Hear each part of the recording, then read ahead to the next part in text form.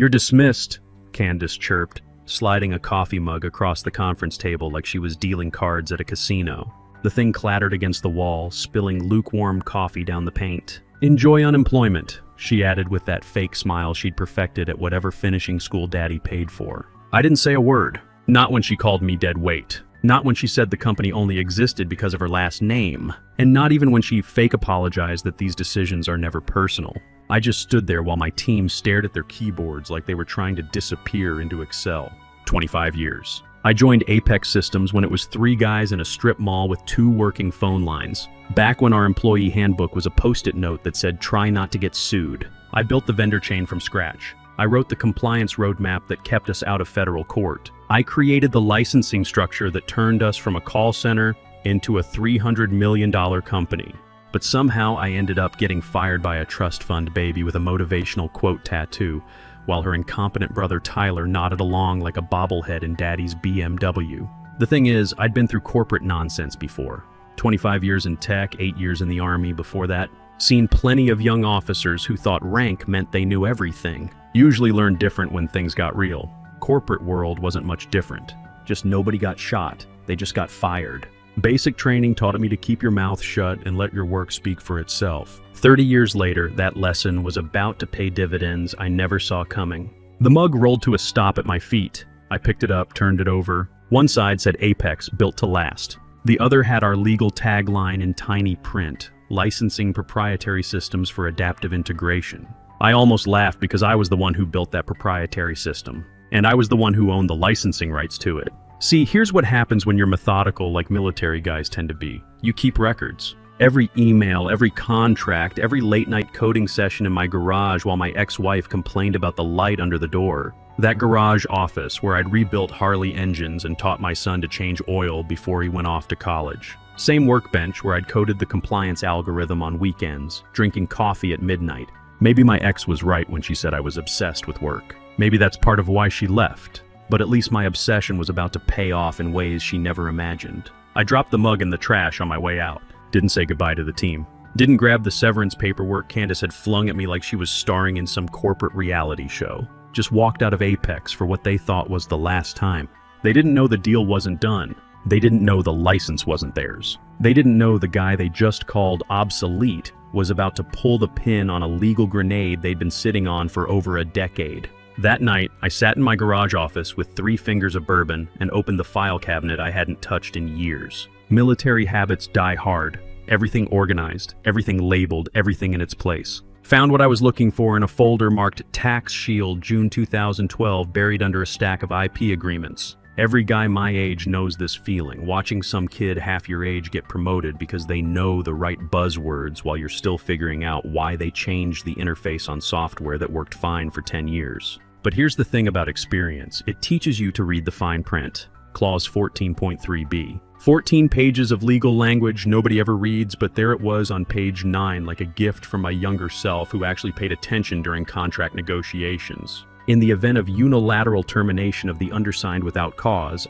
IP rights for adaptive licensing module revert in full to entity T, Brennan Holdings LLC. That LLC was still active, still in good standing with the Secretary of State, and still 100% mine. Set it up back in 2012 for tax purposes when Apex was carving out IP rights. Smart move then, lifesaver now. I leaned back in my chair, bourbon warming my throat, rereading the clause like it was a letter from an old friend.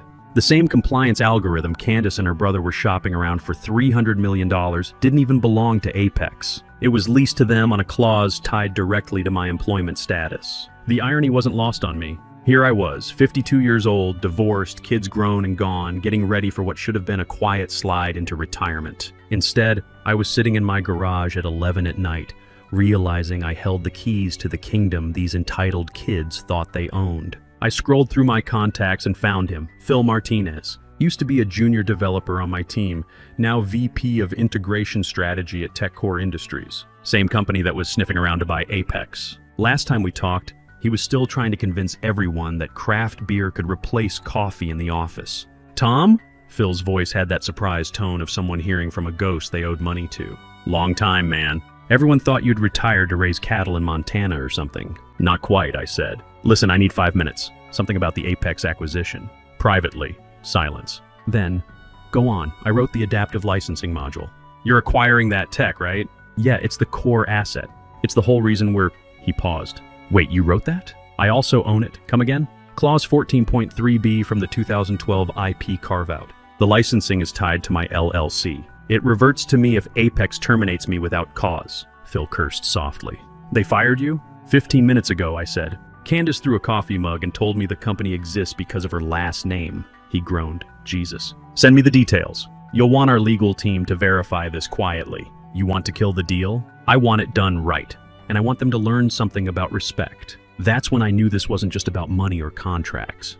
This was about something every working man understands, the principle of the thing. I sent him the clause, along with time-stamped confirmation that Brennan Holdings LLC was still the licensing entity of record. Also attached the original development logs, just in case anyone wanted to pretend I hadn't built the damn thing line by line while Candace was studying abroad and Tyler was puking in campus fountains. Later that night, my phone buzzed with a message from Phil.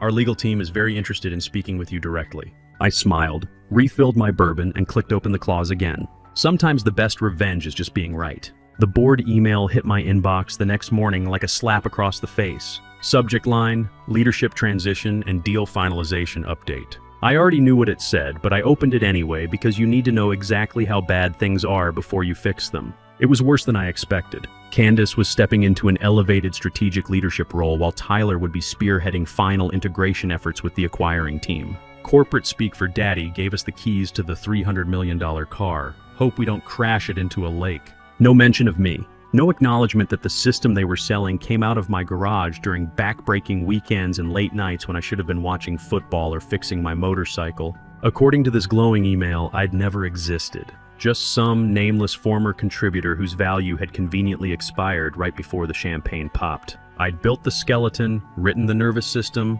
architected every logical component of that compliance algorithm. But now Tyler, who once thought API was a car insurance company, was listed as the technical point of contact. You know what really got me? My son called that afternoon. He's 26, works in finance in Chicago, smart kid. Dad, heard about Apex on the tech blogs. You doing okay? I wanted to tell him his old man was about to show those entitled brats what real work looks like. Instead, I said, I'm fine, buddy. Sometimes things work out better than you think. He laughed. You always were the optimistic type. Mom used to say you could find the silver lining in a tornado. Your mom left because I worked too much, I thought. But maybe all those late nights were about to pay for his wedding someday. The first crack in their facade came 2 days later. Phil messaged me. You should hear what just happened on the legal sync call. Apparently, Tyler had joined the call 50 minutes late, shirt untucked, holding what appeared to be an energy drink and a stress ball shaped like a football. He proceeded to fumble through a document review where he referred to data encryption as that security thing that keeps us from getting sued or whatever and called an NDA a vibe killer. At one point, he claimed he had personally overseen the encryption layer that safeguarded client-side data. I nearly choked on my coffee. Tyler once asked me if encryption meant putting a password on an Excel file. By the time the buyer's legal team wrapped up, Phil messaged me again. Their lead counsel mouthed what the hell to me on camera. Not kidding, I wanted to feel vindicated. Instead, I felt like watching your teenage neighbor try to rebuild your engine with a hammer and a YouTube video. You know it's going to end badly, but you can't look away. But it was the email I got that night that really hit home. No subject line, no signature, just 5 words. We thought you'd be there. It was sent from a burner account, probably a junior attorney who couldn't risk being seen contacting me.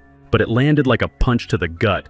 They expected competence in that room. Someone who knew which clauses mattered, which technical diagrams were current, which promises were safe to make, and which would get everyone sued into next week. They were expecting me, and instead they got frat boy Tyler and Princess Candace high on their own press releases. That night I opened a folder I hadn't touched in years. License control materials. Inside were flowcharts, change logs, early memos, invoice trails, and a treasure trove of documentation they probably prayed I didn't keep. See, this is what military service teaches you.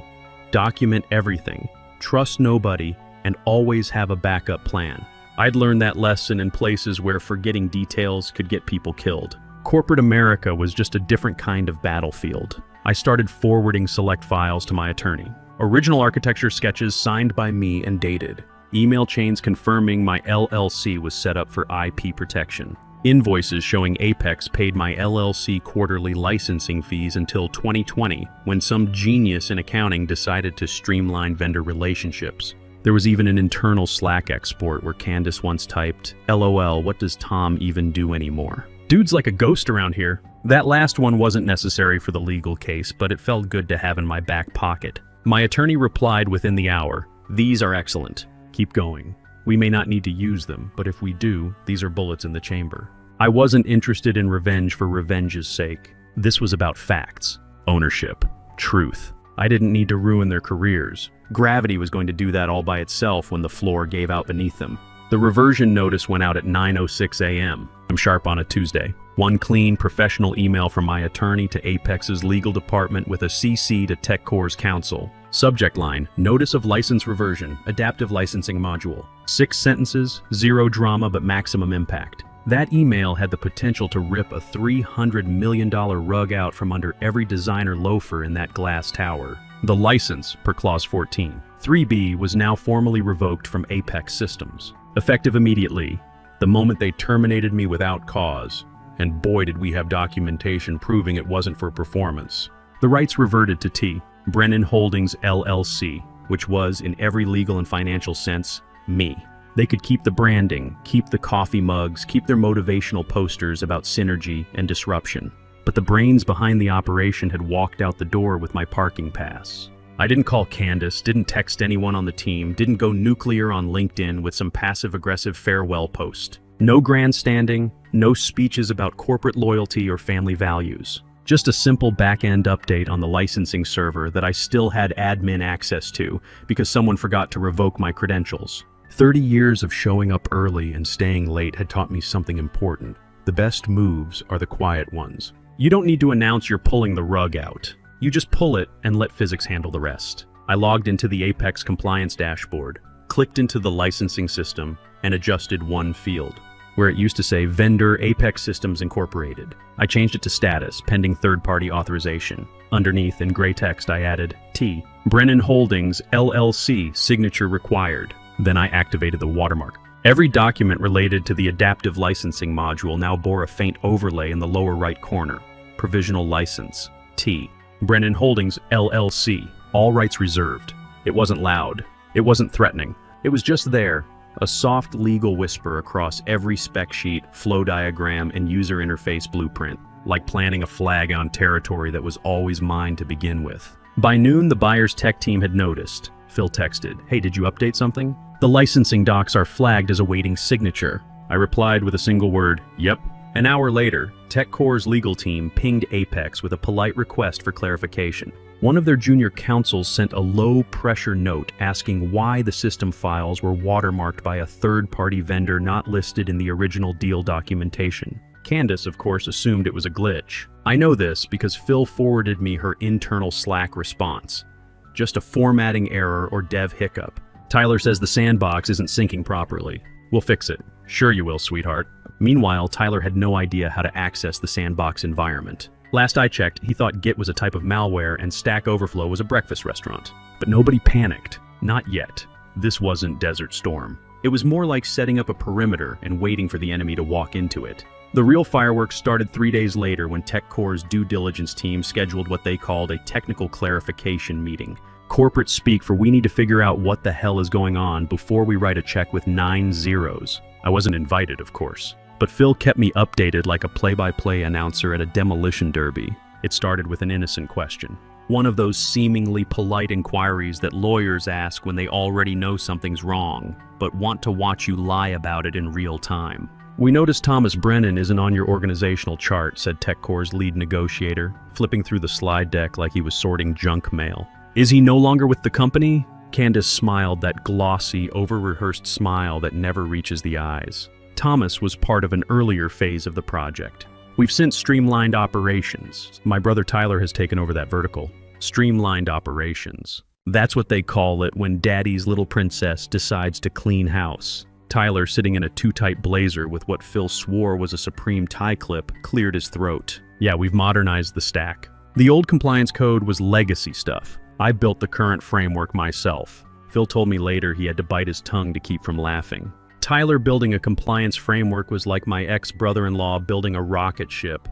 Technically possible, but you wouldn't want to be anywhere near it when he hit the ignition button. TechCore's lead counsel, a woman named Patricia with the kind of perfectly composed expression that only 30 years of mergers can create, looked up and asked, "Can we get documentation of Tyler's involvement in the technical design of the adaptive licensing module?" Silence. Tyler looked to Candace. Candace looked to the Apex CFO, whose soul was visibly trying to escape through his pores. "Of course," Candace said, too fast. "We'll have our legal and development teams assemble something by close of business today." "Perfect," Patricia said, sliding her folder shut with a polite smile. "Let's hold final signatures until then. Just standard clarification protocol."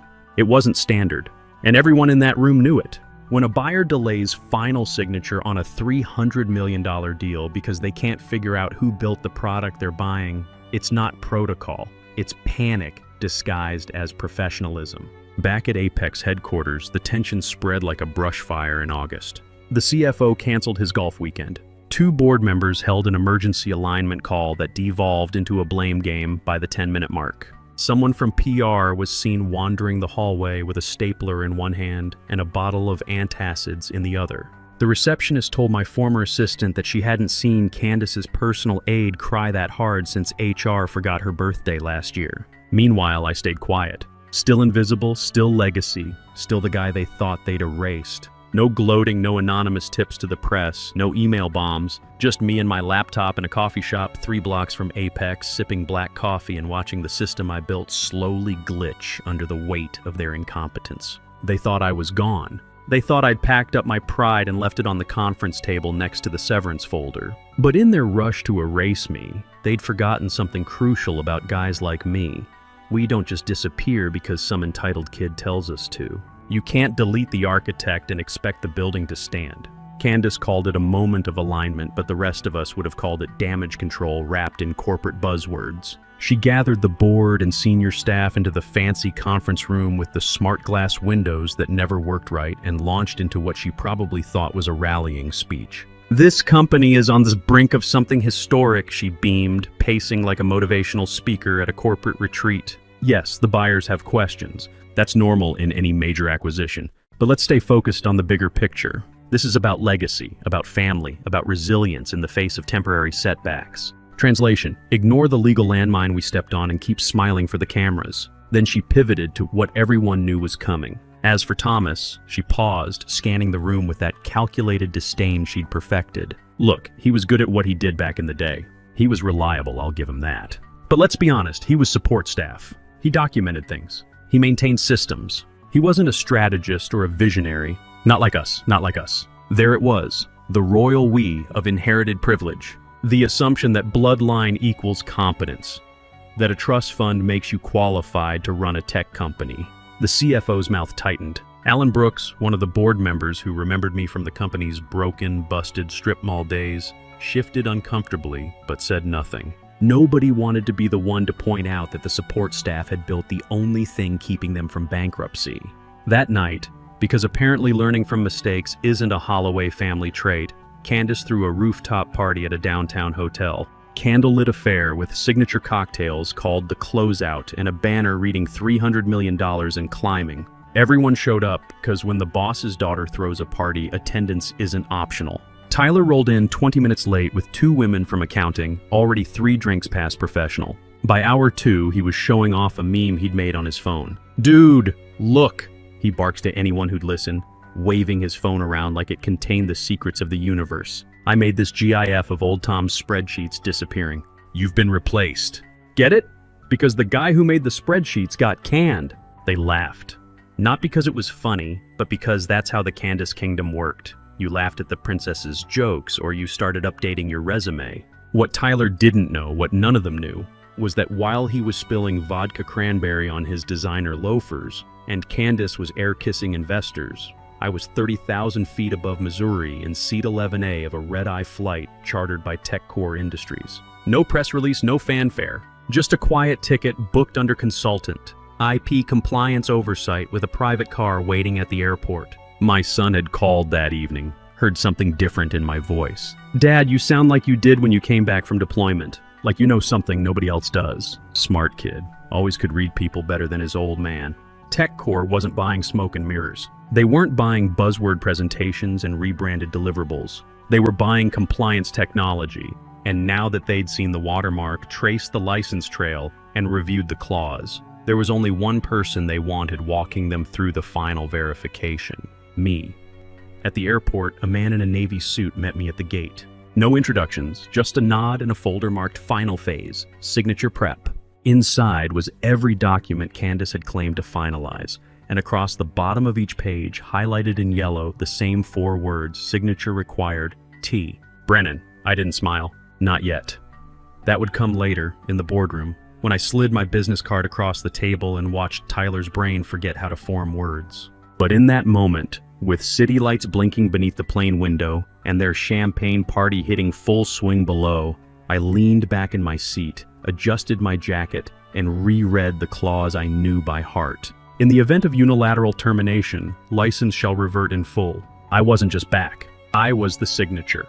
And they were about to learn what happens when you try to sell a house without owning the deed. The boardroom looked like a crime scene waiting for forensics. Polished chrome table, stacked legal binders, bottled water labels perfectly aligned. At the head sat Patricia, TechCore's lead counsel, with the kind of calm that comes from seeing every possible way a deal can go sideways. Around her, 2 corporate attorneys, the head of M&A and Phil, who was doing his best impression of someone who hadn't orchestrated this entire confrontation. Candace strutted in first. White blazer that probably cost more than most people's monthly mortgage. Confidence radiating from every step. Behind her came Tyler, cheeks flushed with either hangover or false bravado, wearing sunglasses indoors like some failed social media influencer. Let's close this deal, she chirped, like she was announcing a wedding toast instead of trying to finalize a $300 million acquisition built on quicksand. Glad to hear it, Patricia replied, sliding a document packet toward them. We'll just be confirming a few final elements before signature. No problem, Tyler said, flashing a thumbs up that belonged in a college recruitment video.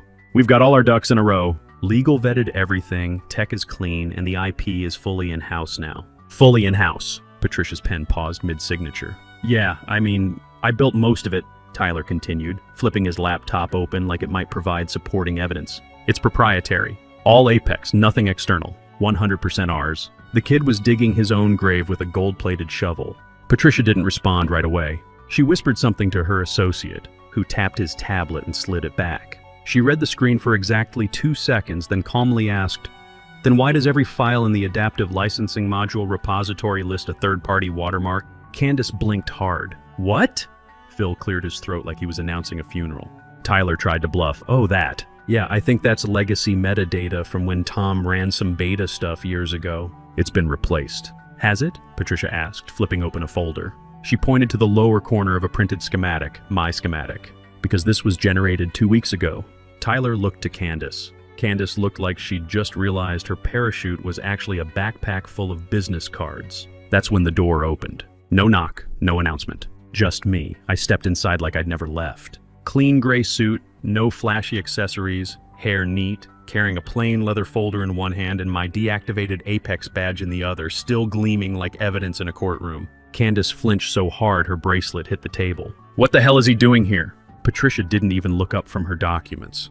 Thomas Brennan has been asked to join this meeting by TechCore Industries. As the legal licensor of the core IP you're attempting to sell, he's essential to closing. Tyler actually laughed, a single snort that died when Phil looked him square in the eye and said, "He's the only one who can sign the license transfer." I didn't sit at the head of the table, walked to the far end, pulled out a chair, and sat without a word. Not from weakness, from control.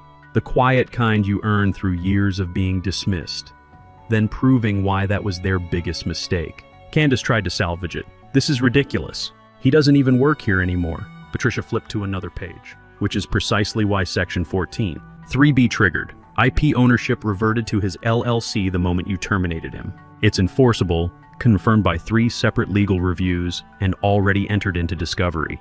The room went silent except for the hum of the air conditioning and Tyler's nervous finger tapping on his laptop. I waited until the silence had settled like dust after an explosion. Then I reached into my leather portfolio, pulled out a single cream-colored business card, and slid it deliberately across the glass table to the lead negotiator. He picked it up, read it, leaned back and tapped the card against his notepad twice. Then he turned toward Tyler, who was starting to sweat through his collar despite the air conditioning. "So," he asked, voice calm as a lake before a storm, "is the $300 million deal off, or is he the one who's fired?" The oxygen got sucked out of the room. Tyler made a sound between a laugh and a whimper, looking to Candace like she had cheat codes for this level of corporate humiliation. But her hands were already rifling through documents with the desperation of a magician realizing the rabbit had escaped and taken the hat with it. "We had full internal clearance," she stammered. "Our legal team said the IP was clean. It's our software." Patricia's eyes stayed fixed on my business card. The CFO leaned forward, pale as fresh drywall. "Candace, did you verify license status post-termination?" "I didn't need to," she snapped. "He was staff. We owned everything he created." "I thought Tyler said he built it," Phil interjected quietly. Tyler was now trying to minimize his involvement like a politician caught on tape. "I mean, yeah, but I didn't say I built the whole thing. It's like a collaborative effort, you know? A team thing." Patricia turned to her counsel, who nodded and delivered the killing blow. Section 14.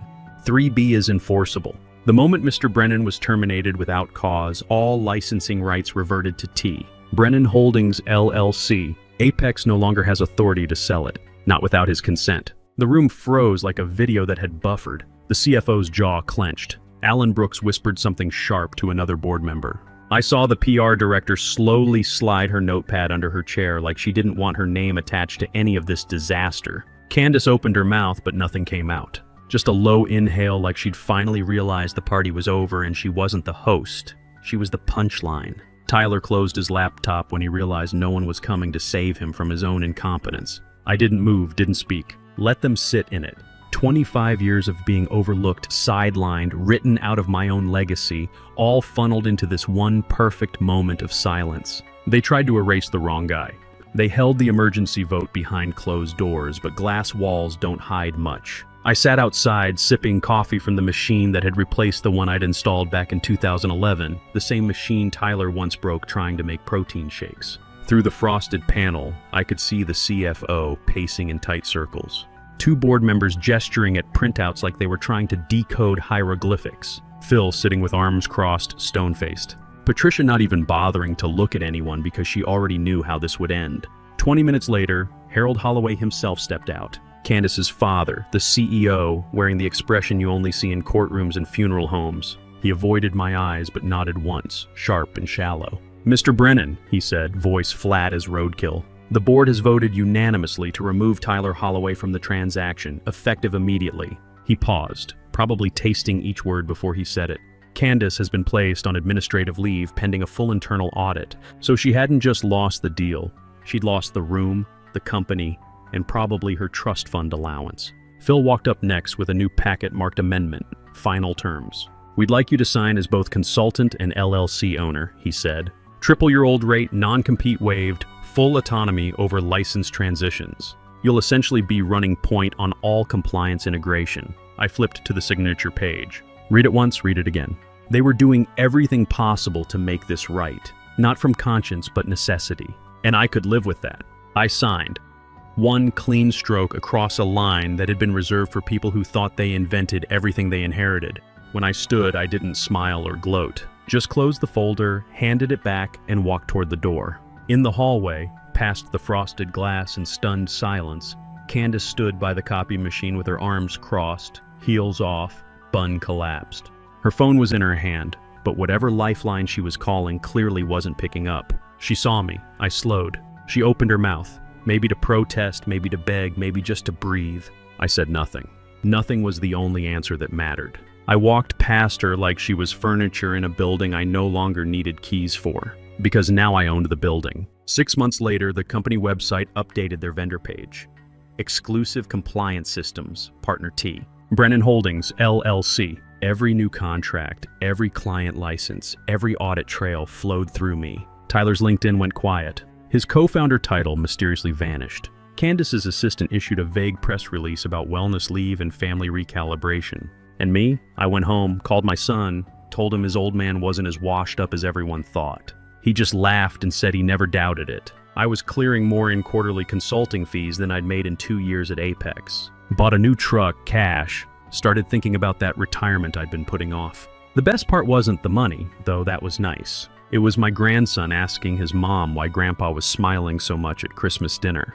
Turns out respect tastes better than revenge any day of the week. Sometimes the best victories are the quiet ones. You don't need to burn the bridge when you own the river. You just show up, do the work, and let competence speak for itself. The best part, I never had to raise my voice.